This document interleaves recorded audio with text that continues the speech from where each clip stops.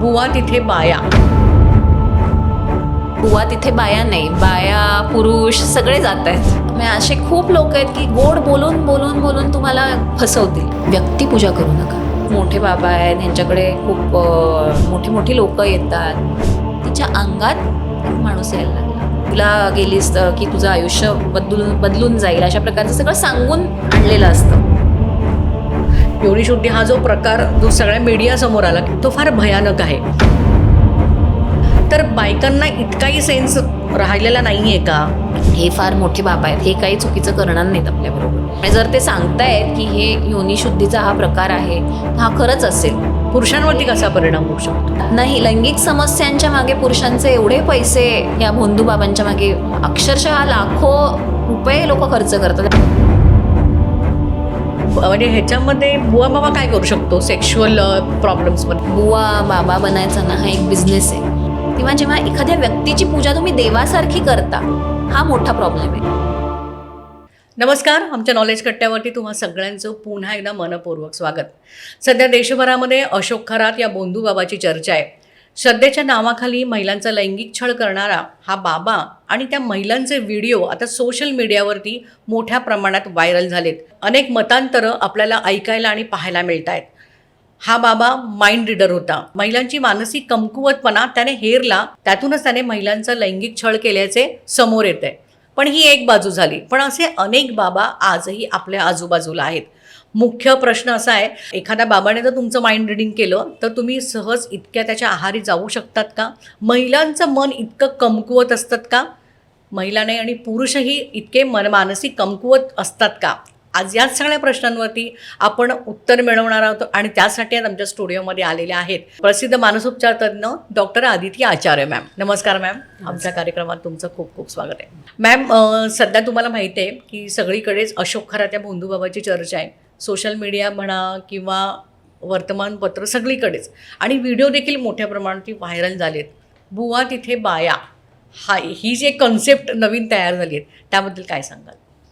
आता तर परिस्थिती अशी आहे, बुवा तिथे बाया नाही, बाया पुरुष सगळे जात आहेत. तर बायका किंवा पुरुष असं आपण ॲक्च्युली फार काही फरक उरलेला नाही आहे ह्या गोष्टीमध्ये. बायकांचं तो शोषण वेगळ्या कारणांसाठी करत होता आणि पुरुषांकडूनही एका दृष्टीने शोषणच होत होतं त्यांचं, कारण ही एका प्रकारची अंधश्रद्धा आहे. आणि अंधश्रद्धा आता कसं आहे की हा बाबा पण हेरून गोष्टी करत असणार. मग त्याच्याकडे महिला येतात किंवा ज्या कोणी येतात त्या महिला, मुळात महिला किंवा पुरुष, त्यांच्या आयुष्यात काहीतरी समस्या असतात. तर सगळ्यांच्याच आपल्या आयुष्यामध्ये काहीतरी समस्या असतात, पण काही लोक त्या समस्यांना सामोरे जाऊन आपले आपले मार्ग शोधू शकतात. पण प्रत्येक माणसाला ते जमेल असं नाही. कधी कधी काही माणसं खूप इमोशनली वल्नरेबल असतात की कोणी काही सांगितलं तर पटकन वाहवत जायचा स्वभाव असतो. सजेस्टिबल वल्नरेबल आपण त्याला म्हणतो. एखाद्याने एखादी गोष्ट सांगितली, अरे तू इकडे जा, मला तर फार चांगला अनुभव आला इकडे, तू गेलीस तर तुझं कल्याण होईल, आयुष्य तुझं बदलून जाईल, अशा प्रकारच्या ज्या गोष्टी असतात. आणि थोड्याशा जी लोक फार सोशल नसतात, म्हणजे थोडीशी विड्रॉन, स्वतःचं असं आयुष्य, फार सोशल त्यांना सर्कल नसतं, आणि परत इमोशनली वाहवत जाणारी लोक, तर ही लोक अशा ट्रॅप्समध्ये इझिली अडकतात. तर हा झाला कुठली लोक अडकतात ह्याबद्दल. पण आता जसं ह्या बाबांनी ह्या लोकांना अडकवलं, तर त्या बाबाचे पण काही स्पेशल गोष्टी असतात की ज्याच्यामुळे त्याला अडकवता येतं. हे सगळ्यांना जमेल का? आपल्यासारख्यांना जमेल का? तर आपल्यासारख्यांना हे जमू शकत नाही. तर बाबा जे वापरत होता त्याच्याकडे ती स्पेशल स्किल्स होती. स्पेशल स्किल्स म्हणजे काय की सोशल इंटेलिजन्स आपण ज्याला म्हणतो, आपण त्याच्याबद्दल खूप बोलत असतो की समोरच्या माणसाला नेमकं काय हवंय, त्याच्या बोलण्यातनं, त्याच्या बॉडी लँग्वेजमधनं काही गोष्टी कळत असतात की नेमकं काय हवंय, त्याच्या आयुष्यात त्याला काय कमी आहे, आणि त्याला आपण काय बोललो की त्याचा इम्पॅक्ट त्याच्यावर काय होईल, हे सगळं तो आधीच त्याच्या डोक्यात माहिती असतं. माइंड रिडिंग म्हणतात काय? माइंड रिडिंग असं नाही ॲक्च्युली, म्हणजे काय सगळंच वाचता येईल असं नाही, पण अंदाज लावणं. तर काही लोक हे अंदाज बांधण्यात खूप हुशार असतात, आणि एस्पेशली अँटी सोशल पर्सनॅलिटी ज्यांची असते, म्हणजे आपले हे गुन्हेगार असतात बघा, गुन्हेगारी प्रवृत्तीची जी लोक असतात ते खूपदा, म्हणजे असे खूप लोक आहेत की गोड बोलून बोलून बोलून तुम्हाला फसवतील. अशा कॅटेगरीतले जे लोक असतात ती असली कामं सहज करू शकतात, त्यांना सहज जमू शकतं. कुणालाही एका दृष्टीने टोपी घालणं झालं आहे, खोटं बोलून किंवा खूप गोड बोलून, त्यांचं एकदम त्यांच्या मनात शिरून, त्यांच्या मनातल्या गोष्टी काढून, खोटं बोलून ते विश्वास संपादन करू शकतात. आणि मुळात कसं होतं की जेव्हा या बायका किंवा पुरुष या बाबांकडे येतात तेव्हा ऑलरेडी त्यांना एवढं सांगून ठेवलेलं असतं इतर 4 लोकांनी, हे खूप मोठे बाबा आहेत, त्यांच्याकडे खूप मोठी मोठी लोक येतात आणि तुला गेलीस की तुझं आयुष्य बदलून जाईल, अशा प्रकारचं सगळं सांगून आणलेलं असतं. त्याच्यामुळे बाबा हे इथे आणि आपण इथे हे त्यांच्या मनात ऑलरेडी असतं. बाबाला ऑलरेडी त्यांनी एका उंच स्थानावर बसवून ठेवलेलं असतं, हाय पेडेस्टलवर, की ते काही करतील ते आपण क्वेश्चन नाही करू शकत, आपण सवाल करू शकत नाही. ते जे करतील आणि ते जे म्हणतील आपल्याला तसंच्या तसं करायचंय हे कुठेतरी आधीच कोरलं गेलेलं असतं त्यांच्या मनात. आणि मग त्यांना जेव्हा भेटतात प्रत्यक्षात तेव्हा बाबांचं ती पर्सनॅलिटी तर असतेच की ते मोहून आकर्षित करून घेतात लोकांना. आणि मग बऱ्याचदा मला एवढं महत्त्व देत आहेत, मला स्पेशल ट्रीटमेंट देत आहेत, ह्यांनीच हुरळून जाणारी लोकंही असतात. म्हणजे माझ्यात काहीतरी आहे, माझ्यात काहीतरी वेगळं आहे म्हणून मला एवढं महत्त्व देत आहेत, ते म्हणतील तसं मी केलं तर माझं पुढे आयुष्यात कल्याणच होईल. आणि कधी कधी काय होतं की एवढा मोठा माणूस आहे, हा चुकीच्या हेतूनी कसं करेल काही, त्यांनी हे सांगितलंय की असे संबंध ठेवले की हे काय योनिशुद्धीचे आहे, अशा प्रकारच्या सगळ्या गोष्टींना म्हणून बायका बळी पडतात. कारण हा माणूस चुकीचं काही करू शकतच नाही हे त्यांना ब्रेनवॉश केलेलं असतं. तुम्ही आता सांगितलं मॅम की ज्यावेळी अशा बाबांकडे मोठ्या व्यक्ती येतात त्याचा खूप इम्पॅक्ट हा सामान्य जनतेवरती होतो. कारण जर मोठ्या व्यक्ती त्याच्याकडे येतात, जसं म्हणजे आपण आता अशोक खरात सध्या जे प्रकरण गाजतं त्याच्याबद्दल बोलतोय, तर त्यांच्याकडे येणारे हे मंत्री वगैरे आहेत, बिझनेसमन्स आहेत आणि काही सेलिब्रिटीज पण त्यांच्याकडे येत होते, हे सामान्य लोक बघत होते. त्यामुळे जर हे येतात म्हणजे ह्यांना नक्कीच फरक पडतोय, म्हणजे आम्हाला पण त्याचा गुण येणार या विचारातून लोक त्याच्याकडे जास्त जात असतील. महिला पण त्याच्याकडे जात होत्या. हे सगळं ठीक असलं, हे म्हणजे ही एक बाजू असते. तर दुसरं मला असं विचारायचं आहे की जर मंत्री हुशार असतात असं म्हणतो, राजकारण्यांच्या नादी लागू नये असं आपण सहसा बोलतो कारण ते खूप हुशार असतात. मग समजा जर अशोक खरासारखी व्यक्ती राजकारण्यांना देखील जर आपल्या गोड बोलून त्यांच्या जाळ्यामध्ये अडकवून त्यांना फसवते, तर अशी व्यक्ती कितपत विकृत असू शकते? ही मानसिकरित्या विकृत व्यक्ती तर 100% आहे, म्हणजे 100 काय 200 त्याच्या पुढे काय आपण म्हणू तेवढी आहे, त्यात काही वादच नाही आहे. आता मानसिक विकृतीबरोबर मी म्हटलं तसंच कपल्ड विथ सोशल इंटेलिजन्स असल्यामुळे ती व्यक्ती इतक्या ह्या पातळीपर्यंत जाऊ शकली आहे, बरोबर आहे. आता राजकारण्यांची गोष्ट घेतली तर लक्षात घ्या की आजही आपण बघू तर किती राजकारणी लोक अंधश्रद्धांमध्ये गुंतलेली असतात. ह्या बाबाचं दर्शन घ्या, इकडे दर्शनाला जा, काय इलेक्शन फॉर्म भरायच्या आधी इकडे जा, तिकडे, ह्या गोष्टी सर्रास चालू असतात. तर ह्या अंधश्रद्धा नाही तर काय आहेत? म्हणजे श्रद्धा आणि अंधश्रद्धा मधला फरक जोपर्यंत आपल्यालाच काय म्हणजे राजकारण्यांना कळत नाही तोपर्यंत बिचाऱ्या भोळ्या भाबड्या जनतेकडून आपण काय अपेक्षा करणार? तर मला असं वाटतं की व्यक्तिपूजा जेव्हा तुम्ही करता तेव्हा जेव्हा एखाद्या व्यक्तीची पूजा तुम्ही देवासारखी करता, हा मोठा प्रॉब्लेम आहे. कारण व्यक्तीला प्रत्येकच भावना असते शेवटी, किती तुम्ही म्हटलं तरी कामभावना असणार, राग, लोभ सगळंच येतं त्याच्यात. त्याच्यामुळे व्यक्ती चुकू शकत नाही, कुठलीच व्यक्ती असं कधीच घडत नाही. त्याच्यामुळे कोणी गुरु करतं, कोणी बाबा करतं, पण ती व्यक्ती प्रत्येकच वेळेला तुम्हाला करेक्टच सल्ला देईल किंवा तुमच्याशी करेक्टच वागेल, हे जे लोकांना वाटत असतं हे चुकीचं आहे कुठेतरी. तर श्रद्धा तुम्ही देवावर ठेवा, देवाच्या समोर जाऊन हात जोडून तुम्ही बसा, ह्याला श्रद्धा म्हणू आपण. पण जेव्हा त्याचं कमर्शियलायझेशन व्हायला लागतं की नाही, तुम्ही हे चालू असतं की तुम्ही 1000 रुपये द्या, मग तुम्हाला काही वेळा बघा अभिषेक करतो, 10,000चा करा मग तुम्हाला हे फळ मिळेल, नारायण नागबळी करा, अरे अशा करून जर गोष्टी झाल्या असत्या तर मग दुसरं काय हवं, हेच करत बसले असते लोक. तर हा श्रद्धा आणि अंधश्रद्धा मधला फरक लोकांना जोपर्यंत कळत नाही तोपर्यंत ह्या अशा गोष्टी समाजात चालूच राहणार. मॅडम, अशोक खरात हे प्रकरण काही आपलं पहिलंच नाही आहे, म्हणजे देशातलं काय जगातलं पण पहिलं नाही आहे. पण ह्या प्रकरणामध्ये आपण मगाशी जसं म्हणालं की योनिशुद्धी प्रकरण, योनिशुद्धी हा जो प्रकार जो सगळ्या मीडियासमोर आला किंवा सगळ्यांसमोर जो आला तो फार भयानक आहे. आणि ह्याच्यामध्ये सगळ्या स्त्रियाच आहेत. परपुरुषाचा स्पर्श जरी तिला झाला तरी तिला तो कळतो हा बरा आहे की वाईट आहे.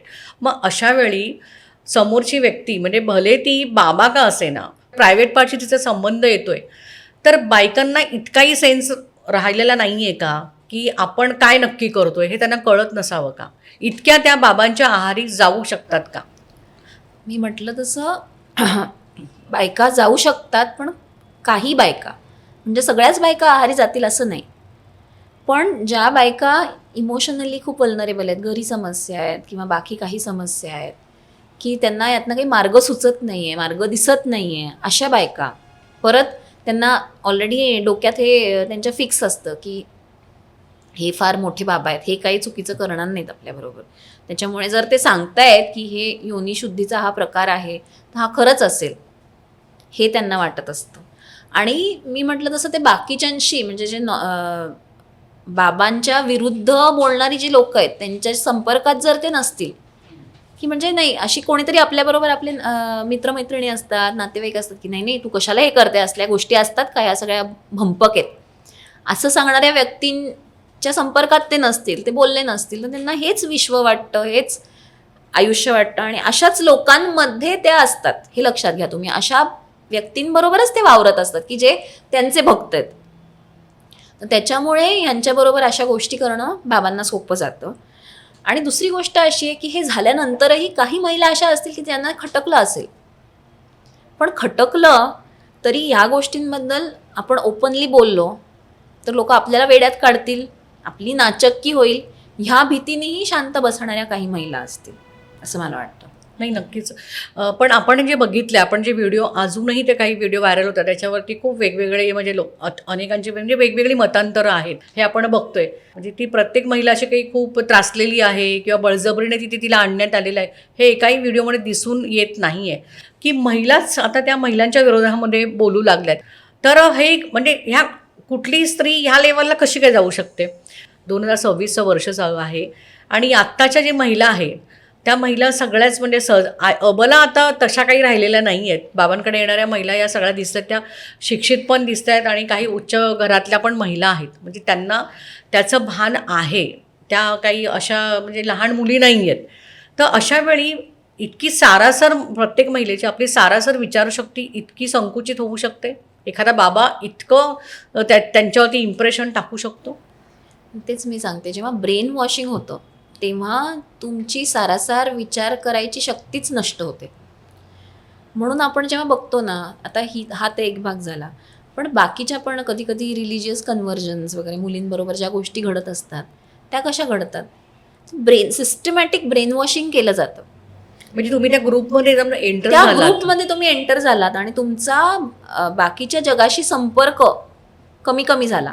संपर्क म्हणजे बोलणं चालणं, तुम्ही जात असाल तुमच्या ऑफिसला रेग्युलरली जात येत असाल, सगळं असाल, पण ओव्हरऑल त्या बाकीच्या लोकांशी तुमचा संपर्क बोलणं चालणं कमी झालं आणि तुम्ही त्या ग्रुपचा भाग बनलात, किंवा त्या ग्रुपचे जे सुप्रीम लीडर किंवा जो कोणी असतो तो जे काही सांगत असतो तेच ब्रह्मवाक्य, आणि त्याला आपण क्वेश्चन करू शकत नाही, ही एक सायकोलॉजी तयार होते. म्हणजे हा पण एक सायकोलॉजिकल पॅटर्न आहे तसं. हो हो हो, अगदी. ब्रेन वॉशिंग आत्ता म्हणजे किती आपण बघितलं, वर्षोनवर्ष अनेक वेगवेगळ्या देशांमध्ये चालत आलंय.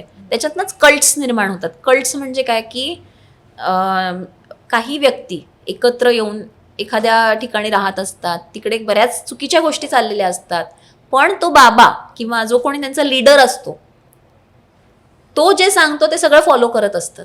कितीही चुकीचं असेल तरी 100, 200 हजारो लोक ते फॉलो करतात. तर हे कसं होतं, त्यांचा जगाशी संपर्क तुटला आणि ते आयसोलेशनमध्ये गेले त्या कल्टमध्ये, की हे ब्रेन वॉशिंग चालू होतं. मग ते पूर्ण एका ग्रुपला सुद्धा तो बाबा जे सांगेल तेच खरं ते म्हणायला लागतं. हो हो हो. आणि कधी कधी काय असतं की जेव्हा म्हणजे वॉर्स किंवा अशा गोष्टी होतात तेव्हा विक्टिमला पकडलं तर काही दिवसांनी तो विक्टिम पण त्या परपेट्रेटर सारखी भाषा बोलायला लागतो. Again because of brain washing, आयसोलेशनमुळे या गोष्टी इम्पॅक्ट होतोच म्हणजे Impact त्यांच्यावरती. पुन्हा जसं तुम्ही म्हणालात की आजूबाजूला पण समजा त्याच बाबाचे भक्त असतील, ते सतत तुम्हाला सांगतात. जसं साधं उदाहरण म्हणजे आपण एखाद्या डॉक्टरकडे गेलो आणि त्याच्या औषधांनी आपल्याला गुण आला तर आपण साहजिकच दुसऱ्याला पण सांगतो की अरे त्याच्या औषधाने मला गुण आला, तूच एकदा जाऊन बघ. दुसरा अगदी आपल्यावरती विश्वास होऊन तिकडे जातो. म्हणजे म्हणजे हाच पॅटर्न इथे पण लागू होतो. हो, आणि अशीच लोक ह्याच्या ट्रॅप होतात जी इमोशनली वल्नरेबल असतात. हां, मला ॲक्च्युली त्याच्यावरती मी येणार होते की आपण महिला बघितल्या की त्या म्हणतो की महिला मनाने नाजूक असतात. अशा वेळी घरातले प्रॉब्लेम्स, इतर पण प्रॉब्लेम्सने महिला कदाचित म्हणजे थोड्याशा थकलेल्या असतात, कंटाळलेल्या असतात. अशा वेळी हा बाबा म्हणजे जो गोड बोलून त्यांच्याशी जवळीक करतोय आणि म्हणजे हा पण इम्पॅक्ट होतो ह्याच्यामध्ये. हो, इमोशनली वल्नरेबल, मग तो पुरुष असू दे महिला असू दे. पुरुषांवरती ते- कसा परिणाम होऊ शकतो? पुरुषही आता कसं आहे की काही दृष्टीने कावलेले असतात. म्हणजे उदाहरणार्थ पैशांची चणचण असते किंवा त्यांच्या समस्या रिलेशनशिप रिलेटेड असतात, कधी कधी लैंगिक समस्या असतात. तर ह्यातनंही लैंगिक समस्यांच्या मागे पुरुषांचे एवढे पैसे या भोंदूबाबांच्या मागे अक्षरशः लाखो रुपये लोक खर्च करतात. अगदी सामान्य माणूस, सामान्यातला सामान्य माणूस, गरीब माणूसही लैंगिक समस्या जेव्हा उद्भवते तेव्हा ते आमच्यासारख्या मानसोपचार तज्ज्ञांकडे येत नाहीत, पण ते पहिले बुवा बाबा किंवा क्वॅक्स ज्यांना आपण म्हणतो त्यांच्याकडे जातात. लाखो रुपये खर्च करून मग शेवटी डॉक्टरकडे येतात की यांना मार्ग आणि पण म्हणजे मला विचारायचं की म्हणजे ह्याच्यामध्ये बुवा बाबा काय करू शकतो सेक्शुअल प्रॉब्लेम्समध्ये? तेच काहीतरी मंतरलेलं पाणी दे, काहीतरी काय त्यांच्या पद्धती असतात ज्या काही म्हणजे पुरुष ह्याच्यामुळे देखील तिकडे जाऊ त्यांचे म्हणजे भक्त होऊ असू शकतात. शकतात. हो, आहे असं प्रमाण आहे म्हणजे. आहे निश्चित, खूप मोठं प्रमाण आहे.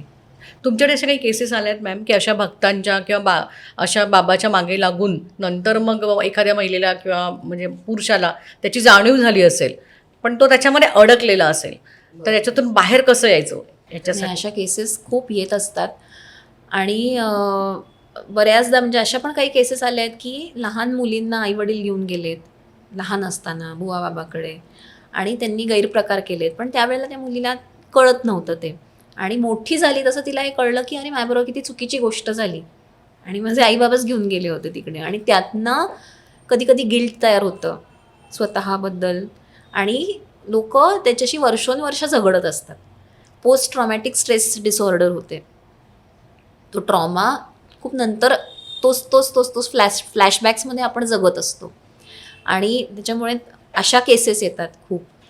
त्याच्यानंतर दुसरं म्हणजे रिसेंटली एक केस आली होती की अत्यंत उच्च शिक्षित देखणी मुलगी, चांगली मुलगी, पण लहानपणापासून तिला डायबिटीज होता, जो जन्मापासून असतो तो डायबिटीज होता. आणि त्याच्यामुळे तिला बऱ्यापैकी सोशल रिस्ट्रिक्शन होतं. ती जास्त मिळून मिसळून राहायची नाही मित्रमैत्रिणींमध्ये वगैरे वगैरे. तिला इंजेक्शन्स घ्यायला लागायची आणि तिला असं वाटायचं की ती दिसायला छान नाही आहे, त्याच्यामुळे सोशली थोडीशी ती ऑकवर्ड असायची. ती एक कोणीतरी बाबा होते त्यांच्या ग्रुपमध्ये जायला लागली. तिकडे गेल्यापासून तिला मित्रमैत्रिणी सापडले, तिला एक बिलॉंगिंगनेस, कुठेतरी बिलॉंग करते याचं फिलिंग आलं आणि त्यांच्याबरोबर ती बऱ्याच चांगल्या गोष्टी शिकली.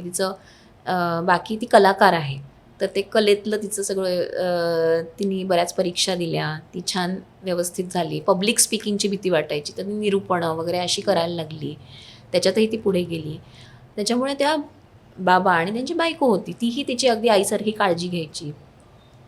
तर ती खूप त्यातनं म्हणजे तिला खूप त्याचा फायदा झाला, ती त्यातनं खूप कल्याण झालं असं तिला कायम वाटायचं आणि ती कृतज्ञ होती त्यांच्या ह्या सगळ्या गोष्टींबद्दल.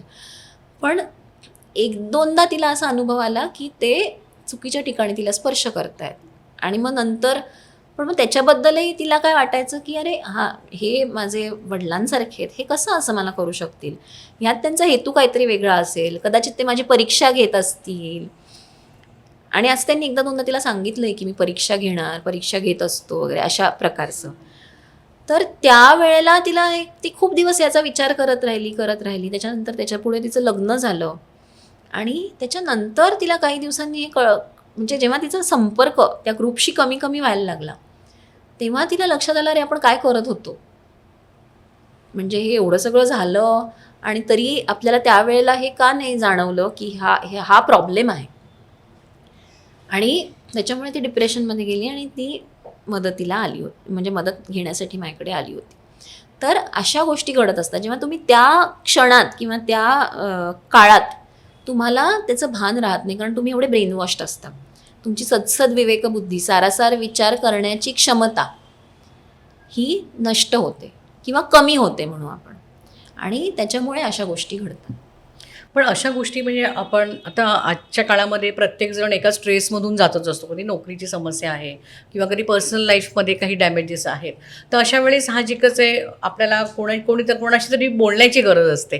तर त्याचा पण इम्पॅक्ट होतो ह्याच्यामुळे. मग अशा वेळी बाबा आपलं ऐकून घेतात, यातून देखील माणसं त्यांच्याकडे जातात. हो हो, निश्चित. कारण एवढे मोठे बाबा, सगळं माझ्या मनातलं यांना कळतं. तर प्रत्येकच बाईच्या मनात हे असतं की अरे मी घरातलं सगळं करते पण मला तेवढी किंमत कोणी देत नाही, माझी कोणी विचारपूस करत नाही. ही कॉमन गोष्ट आहे आणि ती एवढ्या मोठ्या बाबांना हेरणं काही अवघड नाही आहे. तर त्याच्यामुळे महिलांना काय बोललं की नेमकं बरं वाटतं, ते हुशार असतातच हे लोक, फक्त ती हुशारी चुकीच्या गोष्टींसाठी वापरतात, हा प्रॉब्लेम आहे.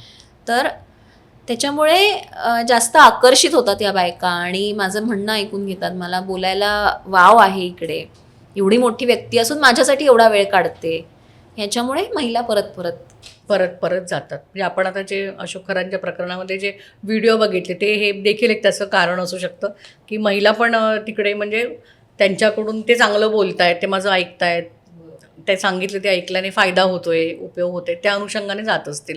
पण अशा लोकांपासून सावध कसं राहायचं म्हणजे? आणि मुख्य म्हणजे मला अजून एक महत्त्वाचा प्रश्न असा होता की आपण बघतो की अशोक खरातसारखी माणसं भोंदूबाबा म्हणजे आधीही होऊन गेले. तर राम रहीम म्हणा, आसाराम बापू म्हणा, इतक्या मोठ्या प्रमाणात आपल्या देशामध्ये इतक्या घटना त्या घडलेल्या आहेत. पुन्हा पुन्हा नवीन बाबा येतातच कुठून, हा प्रश्न आहे. म्हणजे मग जरब नाही का की लोकांना हे कळत नाही, लोकांचं स्वतःच्या मनावरती ताबा नाही आहे. नाही, हे बघा, मी म्हटलं तसं हा एक बिझनेस आहे. बुवा बाबा बनायचा ना, हा एक बिझनेस आहे. तुम्ही इतकं सोपं आहे हे की तुम्ही 4 लोकांना घेऊन लोकल ट्रेनमध्ये बसलात आणि फक्त त्या 4 लोकांनी आपापसात बोलायचं की अरे मी ह्या बाबांकडे गेलो, काय माझं आयुष्यच बदलून गेलं, माझ्याकडे संपत्ती नव्हती, मला 10 कोटींची लॉटरी लागली, मला घर घेता आलं, त्यांनी सांगितलं, त्यांनी आशीर्वाद दिले आणि त्यांच्या आशीर्वादाने मी जिथे आहे तिकडे उभा आहे आज. असं 4 लोकांनी आपापसात बोललं, एक 8-10 दिवस, 15 दिवस, की त्यांच्या आजूबाजूचे 40 लोक ऐकत असतात. मग 40 लोकांना ते कुतूहल निर्माण होतं की अरे 40 मधले अगदी 2-4 लोक जरी गेले त्यांच्याकडे, असं करत करत बाबांकडे जेव्हा 100 लोक जातात, त्यातले 10 लोकांना गुण आला म्हणजे काय, त्यांची कामं झाली. तर ती तशीही होणार असतात. नाही गेलं त्यांच्याकडे तरीही ती होणार आहेत. त्यांनी सांगितलं हो हो होणार आहेत म्हणून झालं, त्यांनी आशीर्वाद दिला म्हणून झालं असं म्हणणार. आणि ही 10 लोक एवढा जोरात प्रचार करतात त्या बाबांचा की त्याच्यामुळे अजून 1000 आणि 10,000 लोक त्यांच्याकडे यायला लागतात. जी 90 लोक ज्यांचं काहीच भलं झालं नाही ती चुपचाप बसतात की जाऊ दे, नाही फरक पडला, आपण जाऊ निघून.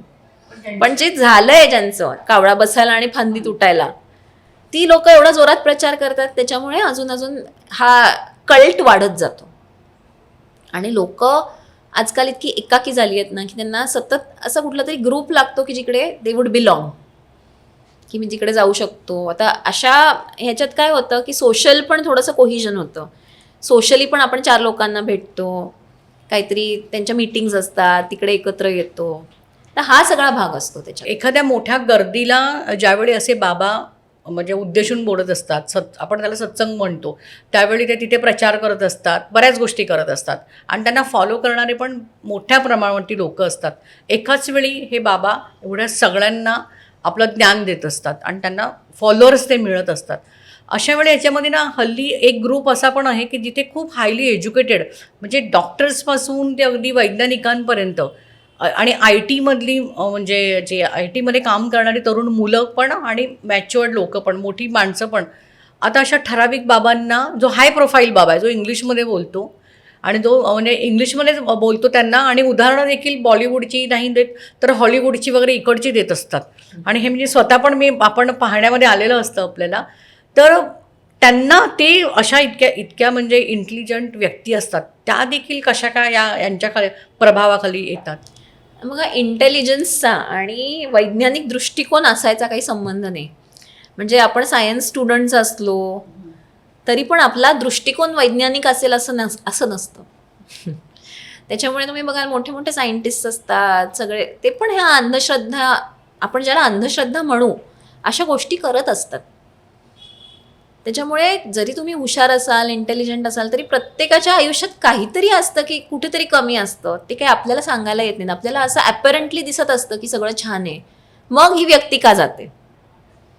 पण काहीतरी कुठेतरी मनात सल असतो, कसलं तरी काहीतरी असतं की जे आपल्याला माहिती नसतं. आणि अशा गोष्टींची उत्तरं त्यांना असं वाटत असतं की मी इकडे गेलो किंवा मी इकडे गेले तर मला मिळू शकतात, माझं आयुष्य अजून सुकर होऊ शकतं, अशा दृष्टीने ते जातात. त्यात बऱ्याचदा अंधश्रद्धेचाही खूप मोठा भाग असतो. सोशल मीडियाचा याच्यावरती काय इम्पॅक्ट असू शकतो? म्हणजे तुम्ही एक मानसोपचार तज्ज्ञ आहात, तर जसं तुम्ही सांगितलं की एखादी गोष्ट सतत आपण म्हणजे वाचत असलो किंवा पाहत असतो, आपण मगाशी बोललो हॅमरिंग होतं त्याचं, तर तुम्ही काय सांगाल याबद्दल? सोशल मीडियामुळे जास्त उलट ह्यांचा प्रचार आणि प्रसार या बाबा लोकांना एकदम सोपा झाला आहे. जे पूर्वी कसं व्हायचं की आपल्याला तिकडे फिजिकली गेल्यावर काहीतरी त्याचा इफेक्ट होणार आपल्यावर आणि मग आपण तिथे जायला लागणार. तर आता हे काय झालं आहे, हे जसं आपण बघतो की हे जे टेररिस्ट ऑर्गनायझेशन्स जसे असतात की ते अल-कायदा, काय लष्कर-ए-तैयबा वगैरे, हे ऑनलाईन मटेरियल त्यांचं एवढं आहे की त्याच्यामुळे इन्फ्लुएन्स होऊन लोक रॅडिकलाइज होत आहेत. तसंच ह्या बाबा लोक वगैरे जे आहेत ह्यांचा पण कल्ट आता वाढलं हे प्रमाण. हां, कारण सोशल मीडिया मार्केटिंगमुळे सगळं सोपं झालं ना. मार्केटिंग सगळं आजकाल मार्केटिंगवर होतंय, भर आहे लोकांचा. मार्केटिंग एजन्सीज सगळ्या मशरूम होत आहेत का, तर ह्या गोष्टीमुळे. जसं बाकीचे प्रॉडक्ट्स लोकांना मार्केट करणं सोपं जात आहे.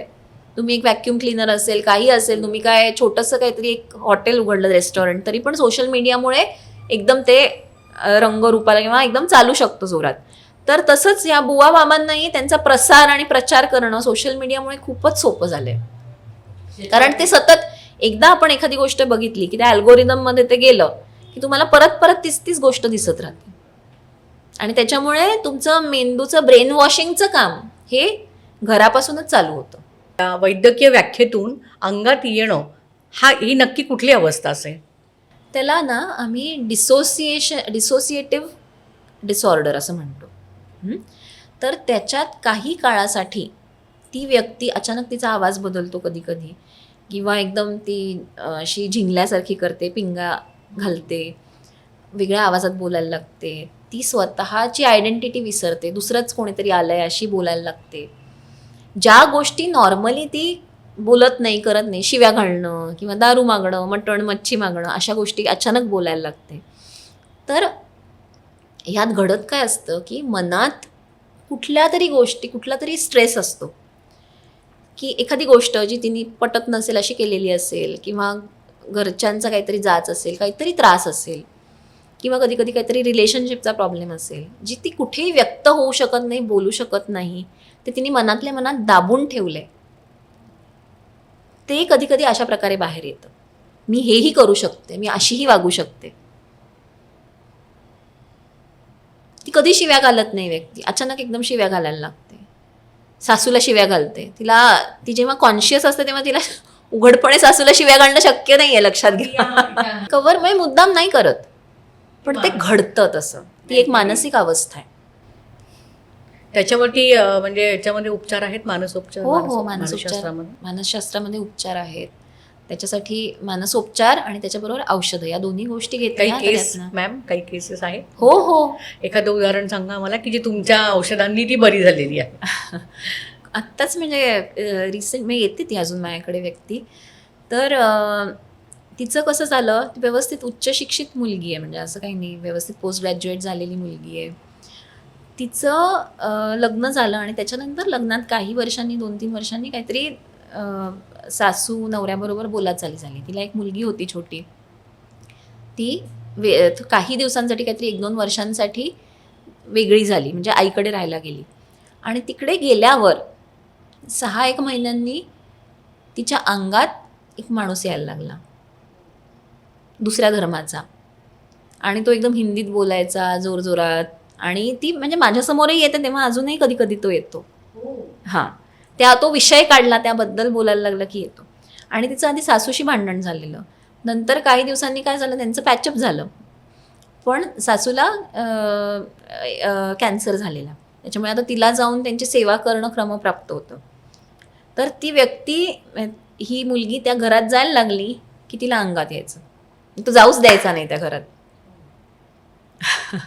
तर अशा गोष्टी मग सतत, मग ती इतकं व्हायचं की त्या मुलीला पण, म्हणजे ती घाबरायची आधी, पण नंतर त्या मुलीला पण कळायला लागलं की हा असा त्रास आहे आईला. मग ते जे असायचं तिच्या अंगात जो माणूस, तो त्या मुलीबरोबर डान्स करायचा, काय काय करायचा, असंही व्हायचं. म्हणजे हीच करायची, पण म्हणजे हां. त्याचं हां. रूप असं ते हो, जे हो. आपण जे पिक्चरमध्ये किंवा हो, हो, हो. पाहतो ते. अरे पण बाप. ती हळूहळू त्यातनं बाहेर पडली. तिला म्हणजे आता औषधं पण देतो आपण, पण त्याच्याबरोबर तिला एकविरेला जायची इच्छा होती. एकविरेला ती जाऊन आली 2-3दा, कारण तिची मुळात श्रद्धा होती. त्याच्यानंतर ते कमी झालं आणि औषधोपचार आणि थेरपी, हिप्नोथेरपी वगैरे आपण करतच होतो. मध्ये मध्ये कधीतरी असे येतात, पण जे असं रोज व्हायचं, काही तिला स्ट्रेस आला की तो यायचा अंगात, ते खूप म्हणजे 90% तरी ती बरी झाली त्यातनं. म्हणजे ही देखील एक मानसिक अवस्था होती तिची. हो. त्याच्यामधून म्हणजे तुम्ही औषधोपचाराने तिच्या अंगातलं औषधोपचाराने बरं झालं, गेलं म्हणायचं म्हणजे असं ते. ज्यावेळी तुम्हाला कळतं की तुम्ही एका भोंदूबाबाच्या चक्रव्यूहात अडकलायत किंवा अडकत आहात, आता आपण अंधश्रद्धेकडे वळतोय. महिला ज्या अडकल्यात अशोक खरातसारख्या प्रकरणांमध्ये, अशी अनेक प्रकरणं आपल्या आजूबाजूला आहेत, घडत आहेत.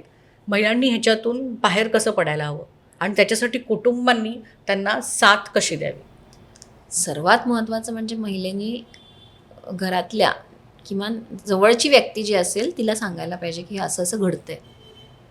आणि बाहेर पडणं म्हणजे जाणं बंद करणं, त्या लोकांच्या संपर्कात न राहणं, तरच तुम्ही त्यातनं बाहेर पडू शकता. आणि योग्य अथॉरिटीजना रिपोर्ट करणं की हे असं असं घडतंय. कारण ही तुमची सामाजिक जबाबदारी आहे की तुम्ही ज्यातनं गेलाय त्यातनं अजून लोकांना जाता कामा नये, हे तुम्ही करायला पाहिजे. आणि कधी कधी काय होतं की यातनं बरेच मानसिक त्रास निर्माण होतात. की असं म्हणजे मी जसं म्हटलं की गिल्ट असतं, कधी कधी मी अशी कशी आहारी गेले, त्याच्यामुळे डिप्रेशन येतं. कधी कधी तो इतका ट्रॉमा होतो नंतर की अरे हे सगळं असं असं घडलं कसं काय, त्याच्यामुळे पोस्ट ट्रॉमॅटिक स्ट्रेस होऊ शकतो. फ्लॅशबॅक्स दिसत राहतात डोळ्यासमोर की हे असं असं घडलं, तसं तसं घडलं. त्यातनं कधी कधी त्या बाजूला जाणं, नुसतं त्या रस्त्याने जायचं म्हटलं तरी खूप अँझायटी होते, असं टाळणं चालू होतं. तर अशा गोष्टीही घडतात. तर ह्या सगळ्या या गोष्टी आहेत, याच्यावर उपचार असतात आणि ते घेतले योग्य वेळी तर ही व्यक्ती पूर्ण त्यातनं बाहेर पडू. कुटुंबाचा याच्यामध्ये काय रोल असायला हवा ज्यावेळी एखादी व्यक्ती या ट्रॉमामधून बाहेर येत असते त्यावेळी तिला सपोर्ट करणं, तिला हे सांगत राहणं की हे गिल्ट तू बाळगू नकोस, हे घडून गेले. प्रत्येक माणसाच्या हातून आयुष्यात काहीतरी चुका घडत असतात, पण त्या चुका सुधारणंही आपल्या हातात असतं, त्यातनं बाहेर पडणंही आपल्या हातात असतं. आणि आम्ही तुझ्याबरोबर आहोत हे सतत तिला सांगणं, काहीही झालं तरी आम्ही आहोत हे एवढं जरी सांगितलं, तुझ्या पाठीशी उभे आहोत खंबीरपणे, तर ती व्यक्ती त्यातनं बाहेर पडू शकते. आता शेवटचा प्रश्न, आत्ताची जी पिढी, झेनची जी पिढी आहे, तर ती देखील हळूहळू म्हणजे या श्रद्धा मार्ग याच्यामध्ये वळायला लागलेली आहे. तर त्यांच्या त्या श्रद्धेमधून ते अंधश्रद्धेकडे जाणार नाहीत किंवा त्यांनी वळू नये, यासाठी काय काळजी घ्यायला हवी? सिम्पल गोष्ट एक मी सगळ्यांना सांगते, ती म्हणजे की व्यक्तिपूजा करू नका. व्यक्ती तुम्हाला वडिलांसारखी असू शकते, ऋषितुल्य असू शकते, पण ती देव नाही आणि ती चुकूच शकत नाही, ही धारणा तुम्ही डोक्यात ठेवू नका. सल्ला घ्यायचा असेल योग्य व्यक्तींकडे, त्या क्षेत्रातल्या एक्सपर्ट व्यक्तींकडून सल्ले घ्या. असे नुसते सल्ले घेऊन, म्हणजे असे बाबांकडून सल्ले घेऊन लोकांना खूप हे मिळालं असतं तर आज कोणी राहिलेच नसते गरीब. तर असं घडत नसतं.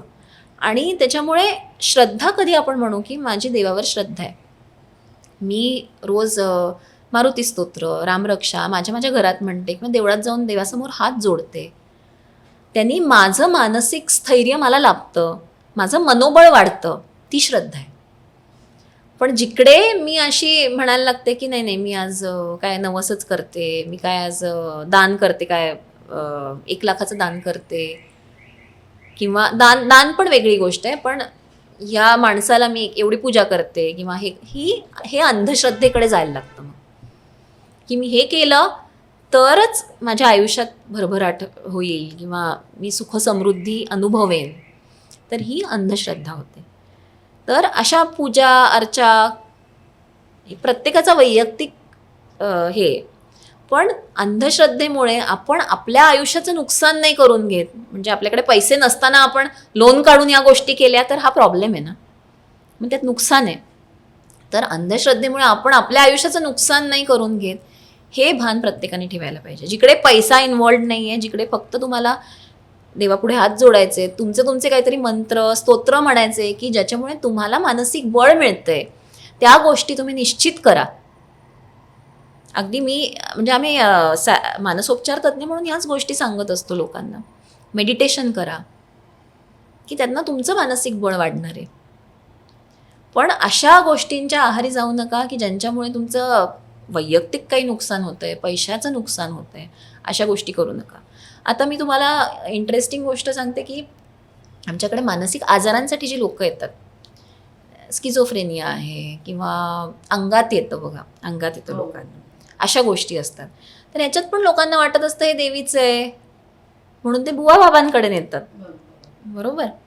तर आता ते इतकं इनग्रेंड आहे डीप त्यांच्या डोक्यात की नाही, तिकडे गेलं कीच मला बरं वाटतं, आणि तिकडे गेलं की त्यांना तात्पुरतं बरंही वाटतं, कारण त्या बाईच्या पण ते डोक्यात असतं की मी इकडे गेले की मला बरं वाटणार आहे.